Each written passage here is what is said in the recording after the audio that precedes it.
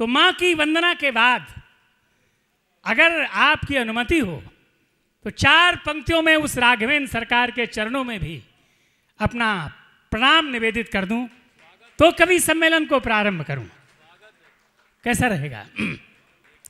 मैंने तमाम मुक्तक लिखे हैं भगवान श्री राम पर, लेकिन मैं चाहता हूं कि केवल एक मुक्तक उन राघवेंद्र सरकार के चरणों में अर्पित करता हुआ इस कवि सम्मेलन को करूं।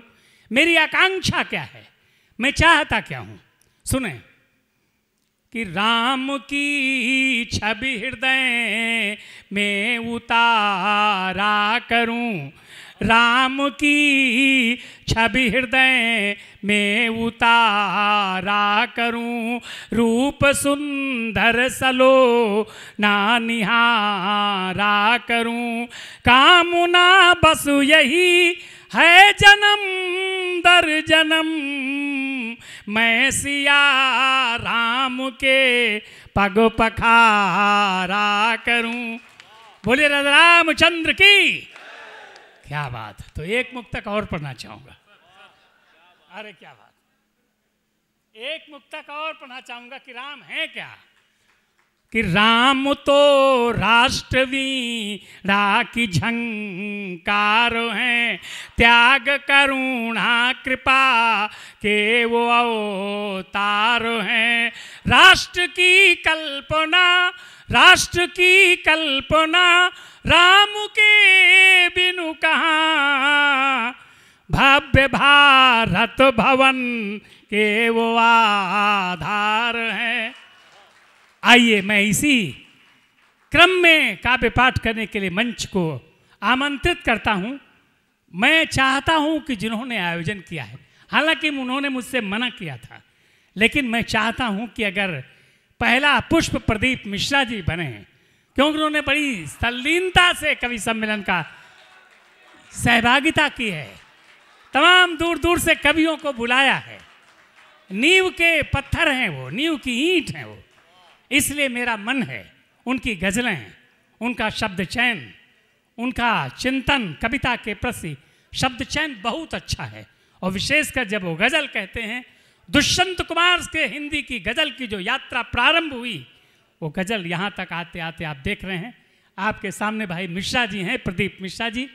मैं चाहूँगा मिश्रा जी के सम्मान में एक बार आपकी तालियां हो जाएं और उन्हीं से कवि सम्मेलन का प्रारंभ हो जाए। मैं पहले तो बेहद क्षमा चाहता हूँ, इस कार्यक्रम को करने में हमारी कोई भूमिका नहीं है। ये नीचे इतने लोगों का नाम लगा हुआ है, इन सबकी भूमिका है। मैं मतलब मेरा कोई अस्तित्व ही नहीं है, मैं हिम्मत नहीं कर पा रहा था कि इसको कार्यक्रम को कर पाऊँ। और जिन लोगों ने, जिन मित्रों ने फोन करने पे ये कहा कि आप कार्यक्रम करो, हम पीछे खड़े हैं। अभी यहाँ भी बात हुई है, तो प्रिंसिपल साहब हैं, इन्होंने ही कहा कि यहाँ भी कहें कि आप घबराइएगा एकदम नहीं, हर तरह के से हम लोग यहाँ खड़े हैं, चाहे रुपया पैसा किसी भी तरीके से हो। ये हैं रामकृष्ण मिश्रा, रामकृष्ण मिश्र जी हैं, इन्होंने भी ये संबल दिया अपने। हम जानते हैं कि आप अच्छा लिखते पढ़ते हो, अमर हम जानते हैं आप अच्छा लिखते पढ़ते हो, लेकिन अपनी शालीनता का भी परिचय दो। बहुत अच्छी बात है। और मुझे पढ़ने के लिए बुलाया गया है, सर का आदेश है, मैं पढ़ देता हूँ। लेकिन एकदम मतलब ये बहुत अन्याय होगा कि मैं पढ़ूं और पीछे जितने लोगों का नाम मेरे साथ लगा हुआ है आयोजन मंडल में, वो लोग ना पढ़ें। नहीं मिश्रा जी अगर ज्यादा टाइम ना हो तो 2-2, 3-3 मिनट में सभी लोग पढ़ दें, क्या हुआ? 15 मिनट लगेगा। हाँ, मैं अपने आयोजन मंडल के सभी सदस्यों से क्षमा चाहता हूं और मैं सर के आदेश पे यहाँ हूं, मैं शुरू करता हूं। अच्छी बात। और मैं समझता हूं कि इस कार्यक्रम की नींव हमसे रखी जा रही है, नींव का पहला ईंट रखा जा रहा है और नींव दुरुस्त रखी जा रही है। इसमें एक मतला, एक शेर में पढ़ता हूं। इरशाद। शोभनम। किसी के वास्ते ही मुद्दतों एक घर रहा हूं मैं, किसी के वास्ते ही मुद्दतों एक घर रहा हूं मैं, इमारत हो सलामत नींव के अंदर रहा हूं। अच्छी बात है। किसी के वास्ते ही मुद्दतों एक घर रहा हूं मैं, इमारत हो सलामत नींव के अंदर रहा हूं मैं पत्थर हूं मगर उसने भी मुझको कह दिया पत्थर। हाय हाय हाय। मैं पत्थर हूं मगर उसने भी मुझको कह दिया पत्थर कि खुद जिसके लिए ही नींव का पत्थर रहा हूं। वाह वाह वाह वाह वाह वाह, शोभनम शोभनम, वाह वाह वाह वाह। जहां तक समझ में आया है मुझे कि कविता क्या है, तो मैं फिर वही पढ़ना चाहता हूं कि समय के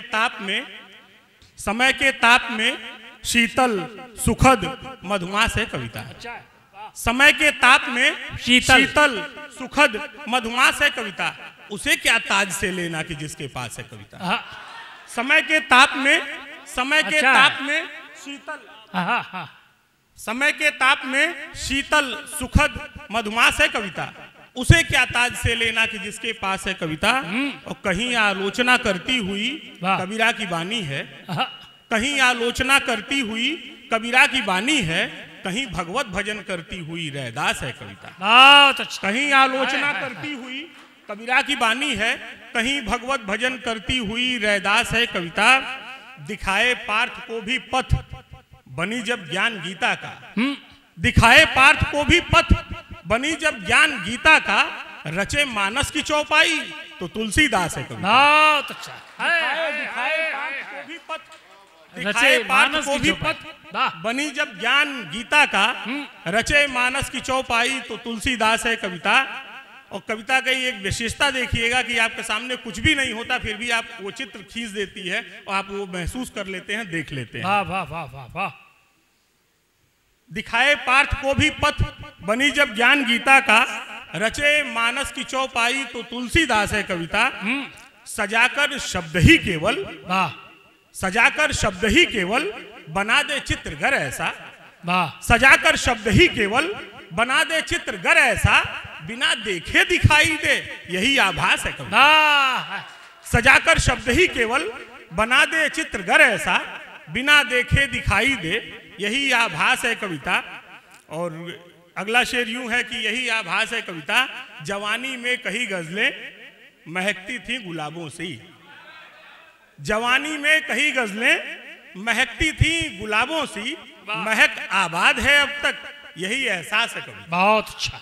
जवानी में कही गजलें महकती थी गुलाबों सी, महक आबाद है अब तक यही एहसास है कविता। बढ़िया है भाई, शेर को रिपीट करो, बहुत बड़ा शेर है, सस्ते में निपटा दिए हैं लोग जवानी में। हाँ हाँ अच्छा है, बहुत हल्के में निपट गया।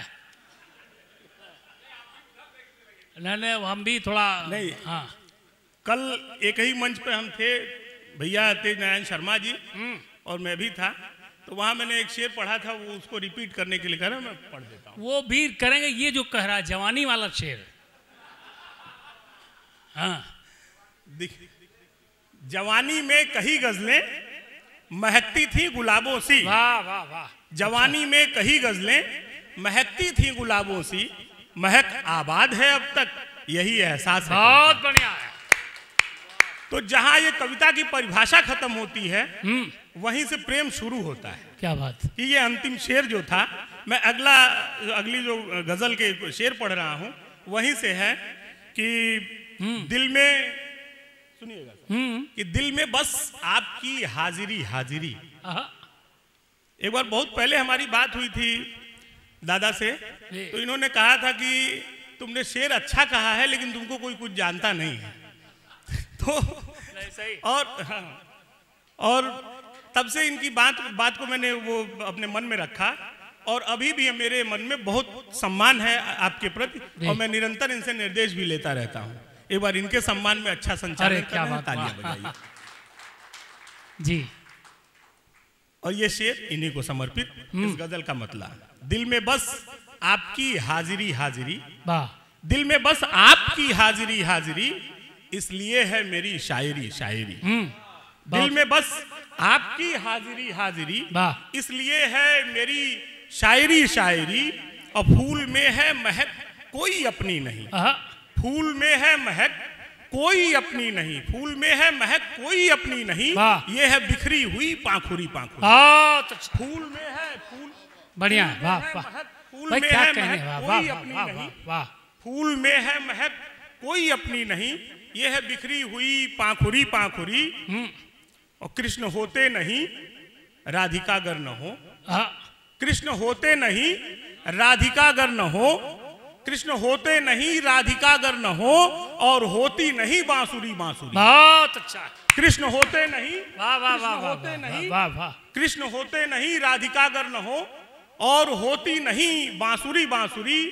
प्रेम का शेर सुनना अच्छा है। कृष्ण होते नहीं बांसुरी बांसुरी, कृष्ण होते नहीं राधिका अगर न हो, और होती नहीं बांसुरी बांसुरी।